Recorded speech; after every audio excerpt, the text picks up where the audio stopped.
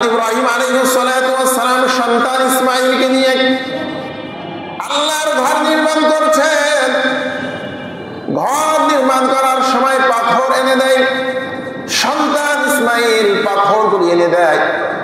আল্লাহর নবী ইব্রাহিম আল্লাহর ঘর নির্মাণ করছেন। যখন একটু উঁচা হয়ে গেছে, আল্লাহ রাব্বুল আলামিন ইব্রাহিম আলাইহিস সালাতু ওয়াস সালামকে জান্নাত থেকে একটি লিফ দিয়েছেন, একটি পাথর দিয়েছেন। এই পাথরটা সিঁড়ি, লিফটের সিঁড়ির মতো কাজ করেছে। ইব্রাহিম আলাইহিস সালাতু ওয়াস সালাম যখন এই পাথরের উপরে উঠতেন, পাথরটা যতটা উপরে ওঠার প্রয়োজন হতো, পাথরটা ইব্রাহিমকে নিয়ে ততটা উপরে উঠে যাইত। আবার প্রয়োজন হলে পাথর নিচে নেমে যাইত। পাথর আল্লাহর কাছে ফরিয়াদ করে, আল্লাহ তোমার বন্ধু খলিল তোমার ঘর নির্মাণ করছে, আল্লাহ তোমার বন্ধু তোমার কাছে কত দামি। রব্বুল আলামিন আমার দেহটা তো অনেক শক্ত, আয় আল্লাহ আমার উপরে ভর করে তোমার নবী তোমার ঘর নির্মাণ করে। রব্বুল আলামিন তোমার কাছে আমার একটি ফরিয়াদ আরজি রয়েছে। রব্বুল আলামিন আমাকে একটু অনুমতি দাও, আমি যেন একটু নরম হতে পারি। আমি চাই আমার দেহের মধ্যে তোমার পয়গম্বরের পদচিহ্নটা যেন একটু লেগে যায়। আল্লাহ তাআলা পাথরকে নরম করে দিলেন।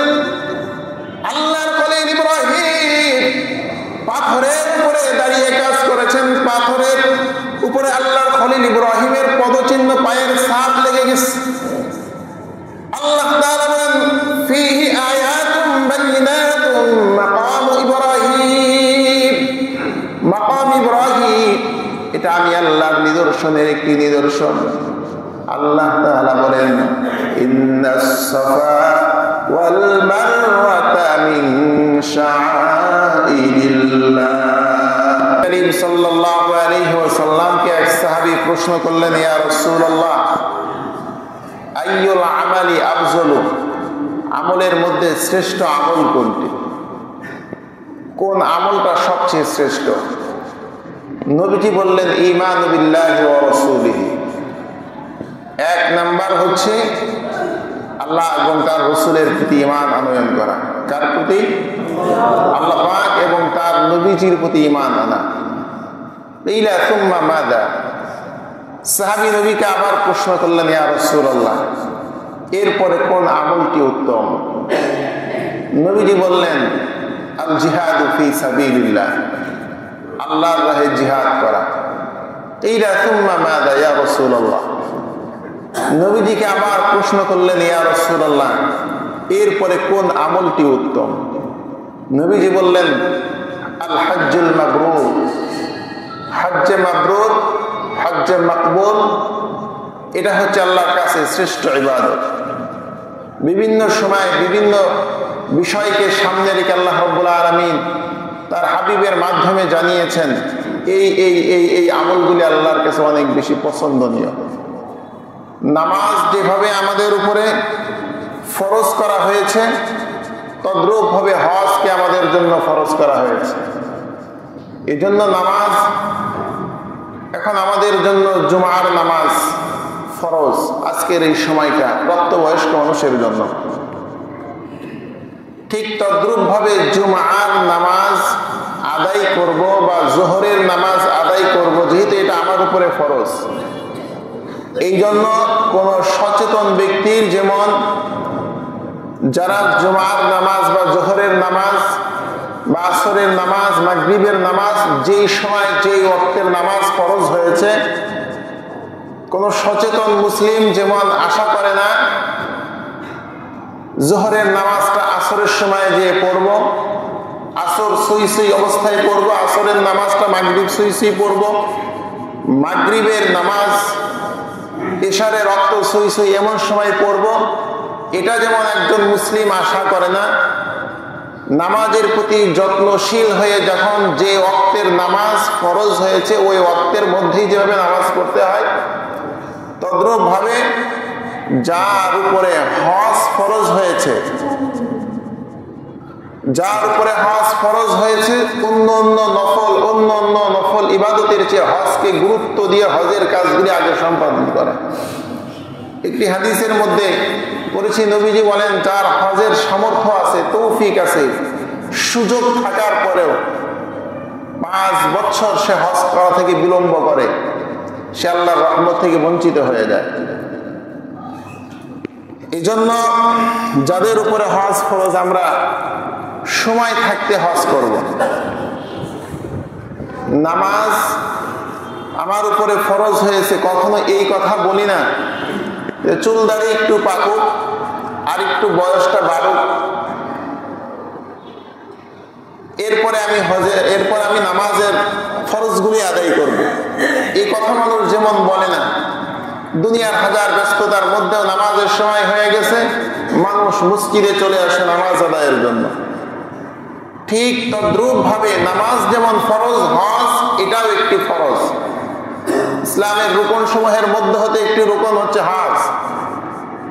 হজ ফরজ হয়ে গেছে, তৌফিক প্রাপ্ত হয়েছে, তখন বান্দার অন্য উজুহাতে হজকে পিছনে না ফেলে হজকে আগে সম্পাদন করা।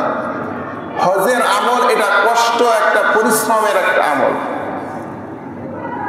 এই পরিশ্রম, এই কষ্টটা সবচেয়ে সুন্দরভাবে এই আমলটা করা, সম্পূর্ণ করা সম্ভব হয় যুবক বয়সে, যৌবনকালে, সুস্থতা থাকাকালীন। আমাদের বিশেষ করে আমাদের বাংলাদেশের মানুষ যাদের উপরে হজ ফরজ হয়েছে, এরা হজের আমলটা করতে চায় একবার বৃদ্ধ বয়সে, মাজা ব্যাকা হয়ে গেছে, বিভিন্ন অসুখ বিসুখে আক্রান্ত হয়ে গেছে। হজে যাওয়ার আগে 3-4 বাটি ওষুধ তার নিয়ে যেতে হয়, কারণ ওষুধ ছাড়া চলতে পারে না। এই লোকের অনেক আগে হজ ফরজ হয়েছে, কিন্তু এই বৃদ্ধ বয়সে সে কিভাবে হজের কাজ করবে? একটু সামনে যাবে, একটু কাছে যাবে, পাথর মারতে গেলে ভয়ে সামনে যেতে চায় না, হাজরে আসওয়াদ চুম্বন করবে, ভয়ে সামনে যেতে চায় না, একটু কাবা শরীফের সামনে যাবে, সাহসে কুলায় না, কিছু রাস্তা হাঁটবে, সাহসে কুলায় না, হুইল চেয়ার ব্যবহার করে। অনেক সময় দেখা যায় গা বাঁচিয়ে চলার চেষ্টা করে, কোন রকম মক্কা শরীফে আসলাম, মনে চায় হজের বিধান পালন করতে, ওই যে অসুস্থ হয়ে গেছে, শরীর চলে না, যার কারণে হজের অনেক বিধানগুলি সে সুন্দরভাবে আঞ্জাম দিতে পারে না।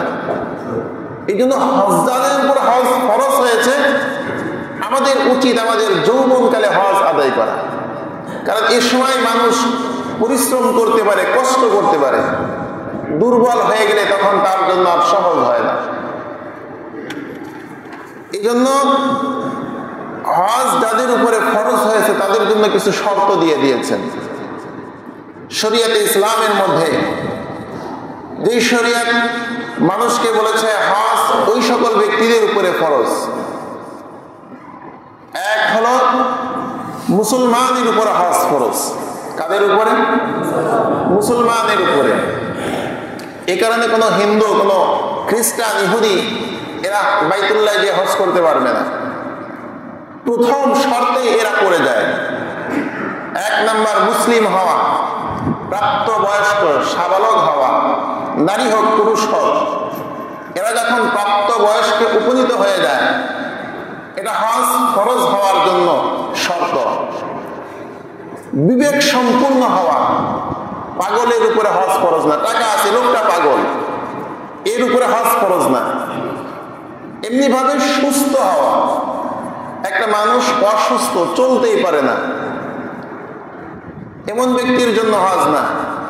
হজে যাওয়ার জন্য যে শর্ত, মুসলমান হওয়া, প্রাপ্তবয়স্ক হওয়া, সুস্থ মস্তিষ্কের অধিকারী হওয়া, সুস্থ হওয়া, যাতায়াতের রাস্তা নিরাপদ হওয়া। মহিলাদের জন্য আরেকটা অতিরিক্ত শর্ত হচ্ছে, মহিলারা যদি হজ পালন করতে চায়, তারা তাদের স্বামী অথবা বাবা, ভাই, মাহরাম যে সমস্ত পুরুষ আছে তাদের সাথে হজের সফর করা।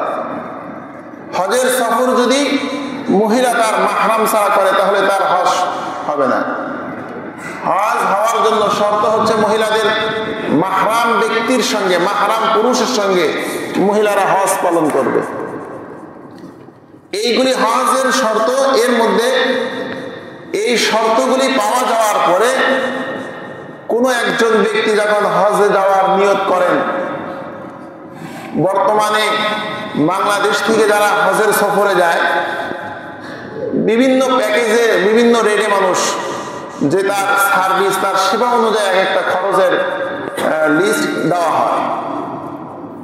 7 লাখ, 6 লাখ, 5 লাখ, 5.5 লাখ, কিছু কম বেশি, এটা তার বিভিন্ন কোম্পানি সার্ভিসের উপরে ডিপেন্ড করে।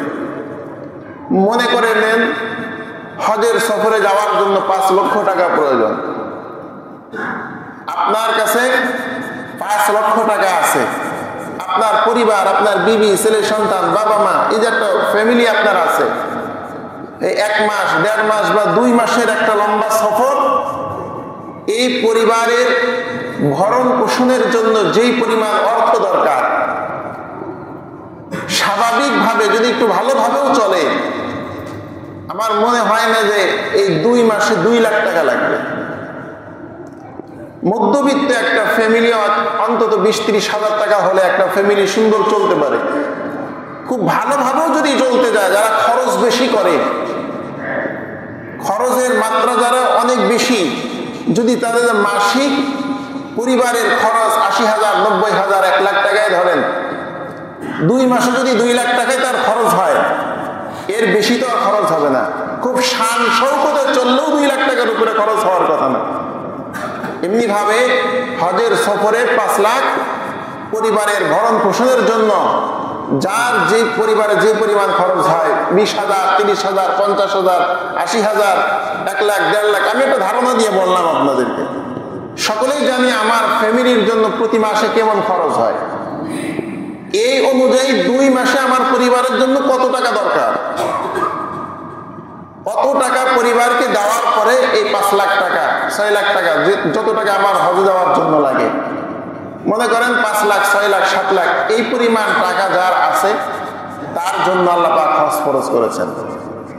অনেকের কাছে ক্যাশ টাকা নেই, কিন্তু অনেক জমির মালিক। বর্তমানে শহরের মধ্যে 1 শতক জায়গার অনেক দাম। আমাদের এই শহরে, আমাদের এই সোনিয়া মার্কেট বা গাজীর চটের যে সমস্ত জায়গা, এগুলোর দাম কম না বেশি? যাদের মনে করেন অনেক বেশি জমিন আছে, এরা যদি 1 শতক জমি বিক্রি করে তো 2 বা 3 বার হজ করতে পারবে না? অনেকে বলে ক্যাশ টাকা নেই। ক্যাশ টাকা নেই তো কি হয়েছে, আল্লাহ তো আপনার উপরে হজ খরচ করেছেন। জমি আছে, আপনি জমি বিক্রি করে হজে যান, কারণ আপনার সাধ্য আছে। এমন তো নয় যে ওই 1 শতক জায়গা বিক্রি করলে আপনার থাকার জায়গা নাই, আপনি রাস্তায় পড়ে যাবেন, আপনার বসত ভিটা সব হারিয়ে ফেলবেন। বসত ভিটা তো আছেই, আপনার জায়গা জমি আছে, আপনি মনে করেন জায়গা নেই, আপনার বাড়ি আছে অনেকগুলি, তো ক্যাশ টাকা নেই, একটা ফ্ল্যাট বিক্রি করে দেন, যেহেতু আপনার উপরে আল্লাহ হজ ফরজ করেছেন। ওয়ালিল্লাহি আলান নাস হিজ্জুল বাইতি মান ইসতাতাআ ইলাইহি সাবিলা। আল্লাহ পাক রব্বুল আলামিন বলেন, হজ ফরজ হওয়ার পরেও যারা বিভিন্ন অজুহাত দেখায়, বিভিন্ন বাহানা দিয়ে হজ করতে চায় না, এই ফরজ বিধান থেকে পিছে থাকে, হজ আদায় করতে চায় না, ওমান কাফারা ফা ইন্নাল্লাহা গানিয়্যুন আনিল আলামিন। তোমার মতো বান্দা যদি আমার ঘরে না আসে, আমি আল্লাহর কোনো ক্ষতি হবে না। আমার ঘরে হজ করার জন্য কোটি কোটি মানুষ বসে আছে, অপেক্ষা করতেছে, আসার জন্য পাগল হয়ে আছে। ইয়াতুনা রিজালা ওয়া আলা কুল্লি দামিরি ইয়াতিনা মিন কুল্লি ফাজ্জিন আমিক। এই ঘরের হজে আসার জন্য, এই ঘরের তওয়াফে আসার জন্য আল্লাহর বান্দারা ঘোড়ায় সওয়ার হয়ে আসছে, বিমানে সওয়ার হয়ে আসছে, পায়ে হেঁটে আসতেছে, নৌজানে আসতেছে। তাদের হজের যে যানবাহনগুলি, এগুলি দুর্বল হয়ে যাচ্ছে। এত পরিমাণ মানুষ আল্লাহর ঘর হজের জন্য রওনা দিয়েছে। আমরা যে হজ করি, হজ মূলত 3 প্রকার। কয় প্রকার? হজ্জে ইফরাদ, হজ্জে তামাত্তু, হজ্জে কিরান। আমরা যেহেতু মুসলমান, সেই হিসাবে আমাদের কিছু ইস্তেলাহ, কিছু পরিভাষা, কিছু আমাদের ইসলামিক কিছু বিষয় সম্পর্কে একটু ধারণা থাকা দরকার। হজ তিন প্রকার। এক প্রকার হজ হচ্ছে হজ্জে তামাত্তু, হজ্জে ইফরাদ, হজ্জে কিরান। হজ্জে ইফরাদ, ইফরাদ শব্দের অর্থ হলো একাকী হওয়া, শরীক না হওয়া। পরিভাষায় হজ্জে ইফরাদ বলা হয় মিকাত থেকে যখন বান্দা কোন হাজি একমাত্র হজের উদ্দেশ্যে ইহরাম বাঁধে, একমাত্র হজের উদ্দেশ্যে মিকাত থেকে ইহরাম বাঁধে। হজ্জে তামাত্তু বলা হয় যখন কোন হাজি মিকাত থেকে উমরার উদ্দেশ্যে ইহরাম বাঁধে, এরপরে উমরা পালন করে আবার হালাল হয়, মাথা মুন্ডন করে, এরপরে আবার নতুন করে আল্লাহর বান্দা হজের জন্য আবার ইহরাম বাঁধে। হজ্জে তামাত্তু এটাকে বলা হয়। এই সফরে প্রথমে যে ইহরামটা বাঁধা হয়, এই ইহরামটা হজের উদ্দেশ্যে বাঁধে না, হজের উদ্দেশ্যে না, এটা উমরার উদ্দেশ্যে ইহরাম বাঁধে। এরপরে উমরা করে আবার হালাল হয়, এরপরে যে আবার যখন সময় হয় আবার হজের জন্য ইহরাম বাঁধে। আরেকটি হজ হচ্ছে হজ্জে কিরান। হজ্জে কিরান হচ্ছে উমরা এবং হজ দুইটার উদ্দেশ্যে ইহরাম বাঁধা হয় মিকাত থেকে। এই দুইটার উদ্দেশ্যে মাঝখানে আর ইহরাম খোলা হয় না, হালাল করা হয় না। এই তিনটা হজের মধ্যে হজ্জে তামাত্তু যেটা, প্রথমে উমরা, এরপরে হালাল, এরপরে আবার হজের উদ্দেশ্যে ইহরাম বাঁধা, এই হজটা হলো উত্তম হজ, যেটা আমাদের মধ্যে আমাদের দেশের মানুষ, অধিকাংশ মানুষ, বেশিরভাগ মানুষ এই হজটা করে থাকে। আমরা মিকাত থেকে ইহরাম বাঁধা, এর মানে কি, এর অর্থটা কি? মিকাত হচ্ছে এটা এমন একটা জায়গা যে জায়গা থেকে ইহরাম বাঁধতে হয়, অর্থাৎ এই মিকাতের আগে থেকে আপনাকে ইহরাম বাঁধতে হবে। মিকাতের পরে যে মিকাত একটা সীমানা, নবীজি 5টি সীমানা দিয়েছেন বিশ্ববাসীর জন্য। পূর্ব অঞ্চলীয় যে সমস্ত মানুষ, তাদের মধ্যে আমরা বাংলাদেশি যারা আছি, ইয়ালাম নাম একটি স্থান আছে, একটি জায়গা আছে। এই জায়গা অতিক্রম করার পূর্বেই হাজিরা তারা ইহরাম বাঁধবে। চাইলে কেউ ঘর থেকে ইহরাম বাঁধতে পারে, এয়ারপোর্ট থেকে বাঁধতে পারে। ইয়ালাম নাম বর্ডার, ওই সীমানা অতিক্রম করার পূর্বেই তারা ইহরাম বাঁধবে। এটা ছিল হজ। কয় প্রকার? হজের মধ্যে ফরজ কয়টি? নামাজের ফরজ কয়টি? নামাজের ভিতরে বাহিরে মোট 13টি ফরজ। এই যে আমরা শুনি বা পড়ি বা জানি, হজের ওতে কিছু ফরজ আছে নাকি নাই? হজের মধ্যে 3টি ফরজ। কয়টি ফরজ? সকলে বলেন কয়টি ফরজ? হজে যাওয়ার নিয়ত আছে আমাদের, এটা আমরা মুখস্থ করি। হজের মধ্যে 3টি ফরজ। একটি ফরজ হচ্ছে ইহরাম বাঁধা, ইহরাম বাঁধবে। দ্বিতীয় আরেকটি ফরজ হচ্ছে আরাফার ময়দানে, 9 জিলহজ আরাফার ময়দানে অবস্থান করতে হবে, এটা ফরজ হাজিদের জন্য। 10 জিলহজ তওয়াফ করবে, এটা হজের ফরজ। 3টা ফরজ চলে গেল। হজের মধ্যে ওয়াজিব আছে 5টি। কয়টি?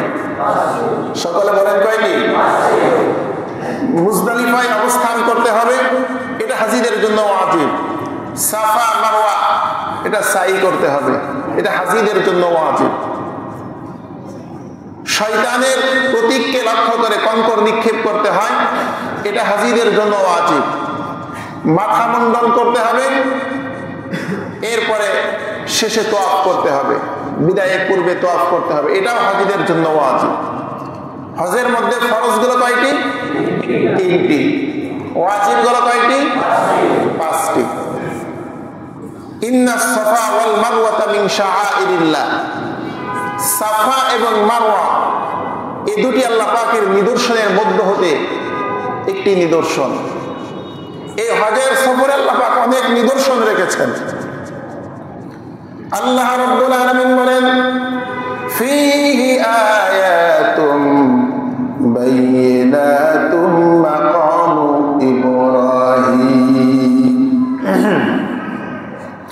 ওয়া মান দাখালাহু কানা আমিনা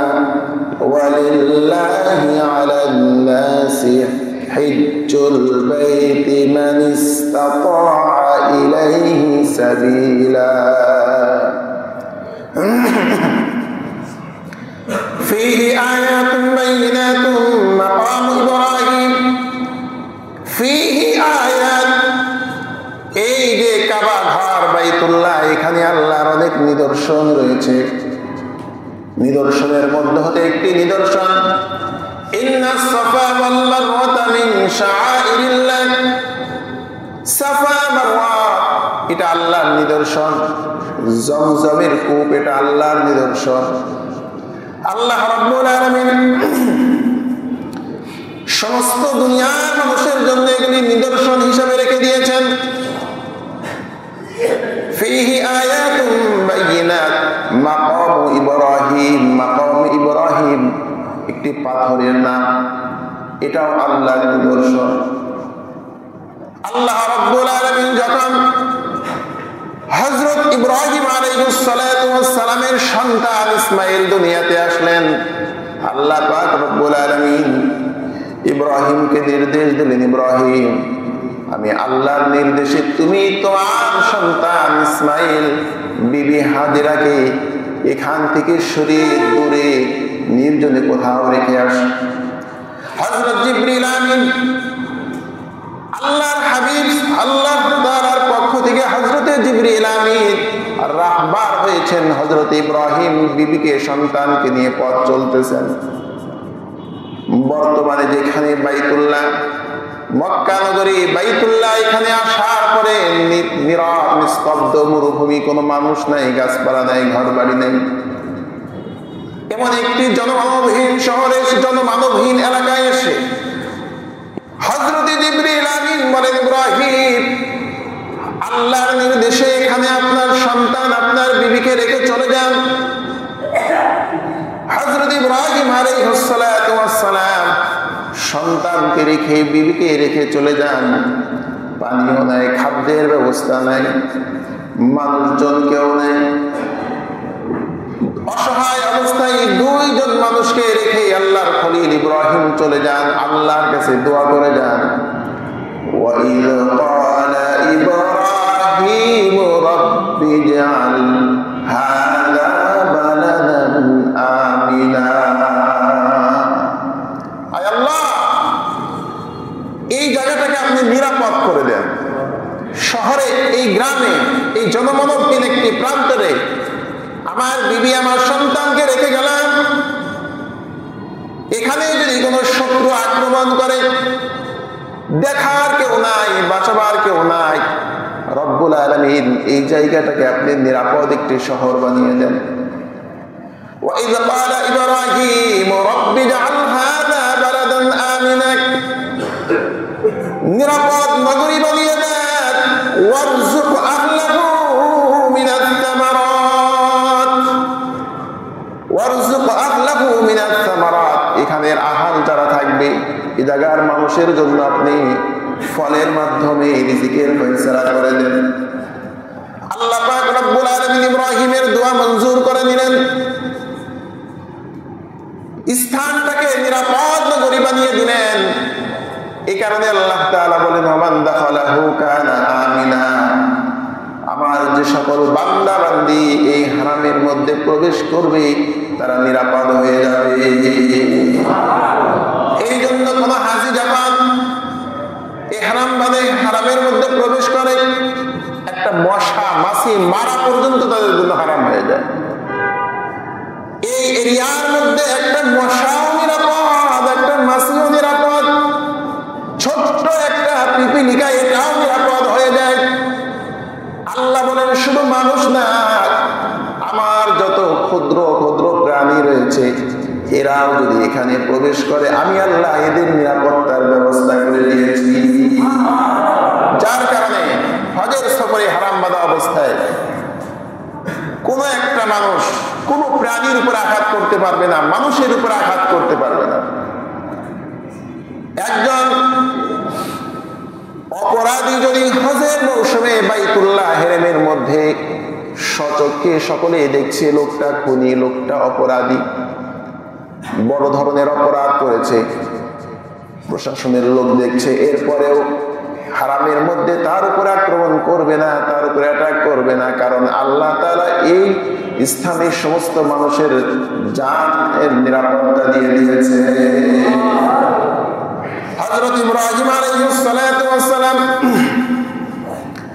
আল্লাহ রাব্বুল আলামিন ইব্রাহিম আলাইহিস সালাতু ওয়াস সালামকে বললেন, ইব্রাহিম, জমিনে আমার একটি ঘর রয়েছে যেটা পয়গম্বর নূহ আলাইহিস সালাতু ওয়াস সালামের প্লাবনের সময় তার ইমারতটা ধ্বংস হয়ে গিয়েছিল। ওই স্থানে তুমি আমার জন্য একটি ঘর নির্মাণ করো, আমার বান্দারা সেখানে তওয়াফ করবে। হযরত ইব্রাহিম আলাইহিস সালাতু ওয়াস সালাম বললেন, আল্লাহ, আপনার ঘর যেখানে নির্মাণ করা হবে জায়গাটা আমি তো চিনি না, আমাকে চিনিয়ে দেন। وَإِذْ بَوَّأْنَا لِإِبْرَاهِيمَ مَكَانَ الْبَيْتِ أَلَّا تُشْرِكْ بِي شَيْئًا وَطَهِّرْ بَيْتِيَ لِلطَّائِفِينَ وَالْقَائِمِينَ وَالرُّكَّعِ السُّجُودِ। হযরত জিবরিল আমিন ইব্রাহিম আলাইহিস সালাতু ওয়াস সালামকে পদচিহ্ন জায়গাটা দেখিয়ে দিলেন, জমিনটা চিনিয়ে দিলেন। পয়গম্বর ইব্রাহিম, এই জমিন, এই স্থান, এটা আল্লাহর ঘরের জায়গা, এখানে আপনি ঘর নির্মাণ করেন। হযরত ইব্রাহিম আলাইহিস সালাতু ওয়াস সালাম সন্তান ইসমাঈলকে নিয়ে আল্লাহর ঘর নির্মাণ করছেন। ঘর নির্মাণ করার সময় পাথর এনে দেয়, সন্তান ইসমাঈল পাথরগুলি এনে দেয়। আল্লাহর নবী ইব্রাহিম আল্লাহর ঘর নির্মাণ করছেন। যখন একটু উঁচা হয়ে গেছে, আল্লাহ রাব্বুল আলামিন ইব্রাহিম আলাইহিস সালাতু ওয়াস সালামকে জান্নাত থেকে একটি লিফট দিয়েছেন, একটি পাথর দিয়েছেন। এই পাথরটা লিফটের সিঁড়ির মতো কাজ করেছে। ইব্রাহিম আলাইহিস সালাতু ওয়াস সালাম যখন এই পাথরের উপরে উঠতেন, পাথরটা যতটা উপরে ওঠার প্রয়োজন হতো, পাথরটা ইব্রাহিমকে নিয়ে ততটা উপরে উঠে যাইত। আবার প্রয়োজন হলে পাথর নিচে নেমে যাইত। পাথর আল্লাহর কাছে ফরিয়াদ করে, আল্লাহ, তোমার বন্ধু খলিল তোমার ঘর নির্মাণ করছে, আল্লাহ, তোমার বন্ধু তোমার কাছে কত দামি। রব্বুল আলামিন, আমার দেহটা তো অনেক শক্ত, আয় আল্লাহ, আমার উপরে ভর করে তোমার নবী তোমার ঘর নির্মাণ করে। রব্বুল আলামিন, তোমার কাছে আমার একটি ফরিয়াদ আরবি রয়েছে। রব্বুল আলামিন, আমাকে একটু অনুমতি দাও, আমি যেন একটু নরম হতে পারি। আমি চাই আমার দেহের মধ্যে তোমার পয়গম্বরের পদচিহ্নটা যেন একটু লেগে যায়। আল্লাহ তাআলা পাথরকে নরম করে দিলেন। আল্লাহর খলিল ইব্রাহিম পাথরের উপরে দাঁড়িয়ে কাজ করেছেন। পাথরের উপরে আল্লাহর খলিল ইব্রাহিমের পদচিহ্ন, পায়ের ছাপ লেগে গেছে। আল্লাহ তাআলা বলেন, ফীহি আয়াতুম বাইয়িনাতুম মাকাম ইব্রাহিম। মাকাম ইব্রাহিম, এটা আমি আল্লাহর নিদর্শনের একটি নিদর্শন। আল্লাহ তাআলা বলেন, ইন্নাস সাফা ওয়াল মারওয়াতা মিন শাআইরিল্লাহ। হযরত ইব্রাহিম আলাইহিস সালাতু ওয়াস সালাম সন্তানকে, বিবিকে রেখে চলে গেলেন জনমানবহীন একটি প্রান্তর, মরুময় জমিন, কোথাও পানি নাই, খাদ্যের ব্যবস্থা নাই। সন্তান পানির তৃষ্ণায় ছটফট করছে। মা হাজেরা সন্তানের মুখে একটু পানি তুলে দেওয়ার জন্য চতুর্দিকে দৌড়াদৌড়ি করছে। একবার সাফা পাহাড়ের দিকে দৌড়ায়, দেখিনি সাফা পাহাড়ের মধ্যে কোনো পানির সন্ধান পাওয়া যায় কিনা। সাফার দিকে দৌড়ায়, পানি না পেয়ে মা হাজেরা নিরাশ হয়ে যায়। আবার মনে মনে চিন্তা করে দেখি মারওয়া পাহাড়ের দিকে একটু যায়, সেখানে পানির সন্ধান হয়ে গেল। আবার মারওয়া পাহাড়ের দিকে দৌড়ায়, আবার সন্তানের কাছে আসে। আবার সাফার দিকে দৌড়ায়, মারওয়ার দিকে দৌড়ায়। এভাবে হযরত হাজেরা সন্তানকে পানি পান করানোর জন্য সাফা মারওয়া বারবার দৌড়াদৌড়ি করেছে। আল্লাহ তাআলা বলেন ফীহি আয়াত, এই সাফা মারওয়া ইন্নাস সাফা ওয়াল মারওয়াতা মিন শাআইরিল্লাহ, আমি আল্লাহর নিদর্শনের মধ্যে একটি সাফা একটি মারওয়া, এই পাহাড় নয়, আমি আল্লাহর নিদর্শন। আমার বান্দি সন্তানকে পানি পান করানোর জন্য যে ভালোবাসার নমুনা দেখিয়েছেন, বারবার দৌড়াদৌড়ি করেছে, আমি আল্লাহ কিয়ামত পর্যন্ত আমার বান্দির এই আচরণটাকে দুনিয়ার মানুষের মধ্যে রেখে দিতে চাই। এই জন্য আল্লাহ তাআলা হাজীদের জন্য হজের বিধানের মধ্যে আল্লাহ তাআলা হাজীদের জন্য সাফা মারওয়া সাই করা ওয়াজিব করে দিয়েছে। তোমাদের হজের পরিপূর্ণতা আসবে না যতক্ষণ পর্যন্ত এই সাফা মারওয়া সাই না করবে। আল্লাহ রাব্বুল আলামিন হযরতে জিবরিল আমিনকে বললেন, জিবরিল যা আমার বান্দী হাজেরা সন্তানকে পানি পান করানোর জন্য সাফা মারওয়ার দিকে বারবার দৌড়াদৌড়ি করে, সন্তানকে পানি পান করানোর জন্য পানির ব্যবস্থা নেই। আল্লাহর নির্দেশে হযরতে জিবরিল আমিন এসে ইসমাঈল আলাইহিস সালাতু ওয়াস সালাম পানির জন্য তৃষ্ণার্ত হয়ে হযরত ইসমাঈল আলাইহিস সালাতু ওয়াস সালাম ছটফট করছেন, পাও দাপাদাপি করতেছেন। পায়ের জায়গা থেকে, পায়ের স্থান থেকে কিছু বালু সরিয়ে দিলেন। বালু সরার সঙ্গে সঙ্গে আল্লাহর নির্দেশে ওই বালু থেকে নিচ থেকে পানি উঠতে শুরু করে দেয়। যেই পানিটা, যেই হাউসটা, যেই কূপটা আমরা আবে জমজম হিসেবে সকলেই চিনি জানি, এটাও আল্লাহর নিদর্শন। ফীহি আয়াত, আল্লাহ তাআলা বলেন এই যে পানি তোমাদের জন্য শেফা। কোন একটি নিয়ত করে বান্দা তুমি এই পানি পান করো, আমি আল্লাহ তোমার নিয়ত পূর্ণ করে দিব। অসুস্থ হয়েছ, এই পানি পান করো, আমি আল্লাহ তোমাকে এই পানি উসিলায় সুস্থতা দান করব।